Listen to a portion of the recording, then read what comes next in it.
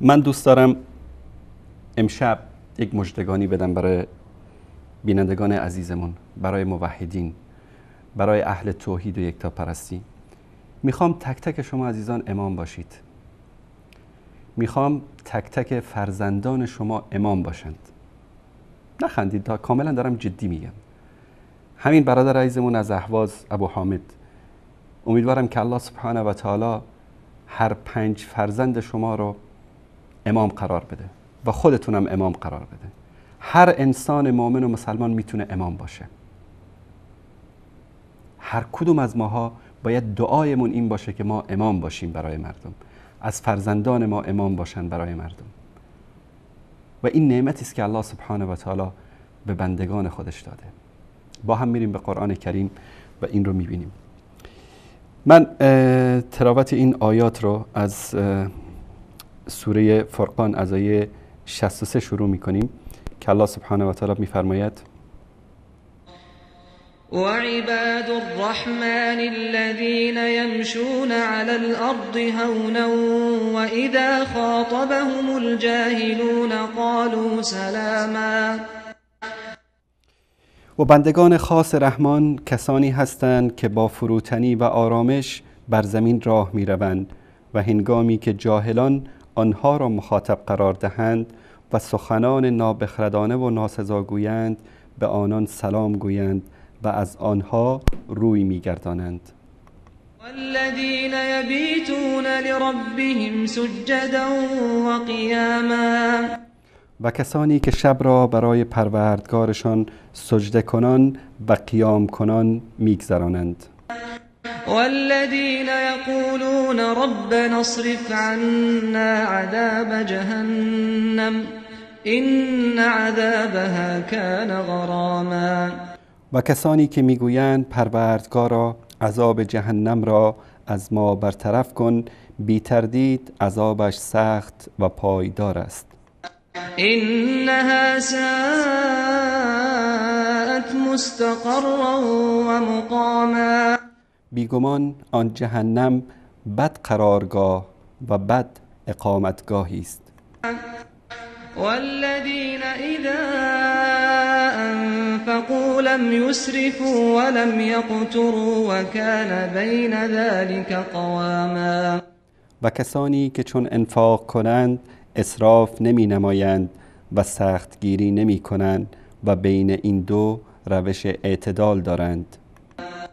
والذین لا يدعون مع الله إلها آخر ولا يقتلون النفس التي حرم الله إلا بالحق ولا يزنون ومن يفعل ذلك يلقى أثاما. و کسانی که با الله معبود دیگر را نمیخوانند و نفسی را که الله کشتنش را حرام کرده است جز به حق نمی کشند و زنا نمی کنند و هر کس چنین کند مجازات گناه خود را خواهد دید. یضاعف له العذاب یوم القیامة و یخلد فیه مهانا. و هر کس که چنین کند مجازات گناه خود را خواهد دید، عذاب او در روز قیامت مضاعف می گردد و با خواری و ذلت در آن جاودانه خواهد ماند. إلا من تاب وآمن وعمل عملا صالحا فأولئك يبدل الله سيئاتهم حسنات وكان الله غفورا رحيما. مگر کسی که توبه کند و ایمان آورد و عمل صالح انجام دهد، پس اینانند که الله بدیهایشان را به نیکیها مبدل می کند و الله آمرزنده مهربان است. ببینید خیلی نکته جالبی است در اینجا. بعضی از عزیزان ما از موحدین حسرت میخورن 63 سال، 50 سال، 40 سال عمر من در گمراهی گذشت.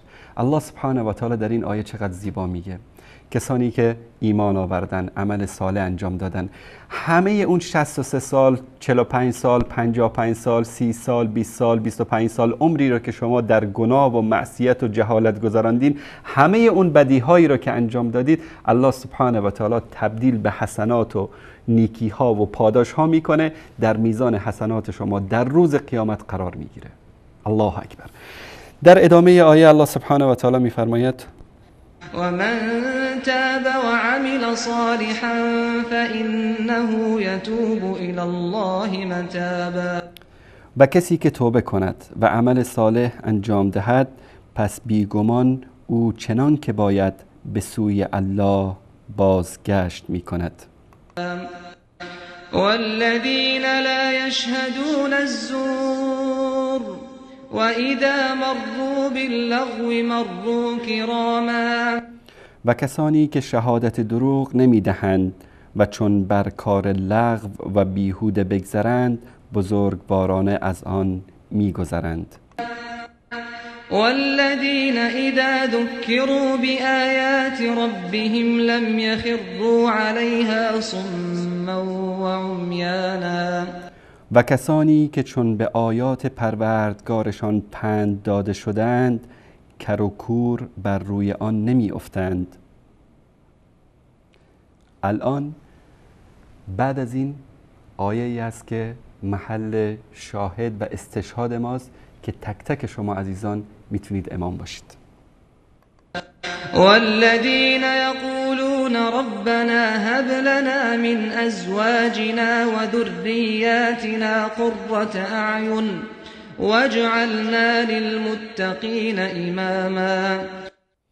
و کسانی که میگویند پروردگارا از همسرانمان و فرزندانمان مایه روشنی چشم به ما عطا فرما و ما را برای پرهیزگاران پیشوا قرار بده.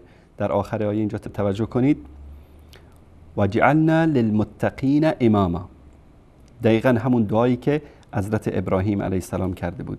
هر انسان مسلمانی که، هر انسان مؤمنی که به این آیات از آیات 63 تا آیه 74 و 75 سوره فرقان عمل بکنه، این دعا رو بکنه که پروردگارا ما را و فرزندان ما را برای متقین امام قرار بده. الله سبحانه و تعالی در ادامه آیه به اونها چی میگه؟ اولئک یجزون الغرفة بما صبروا ویلقون فیها تحیة و سلاما.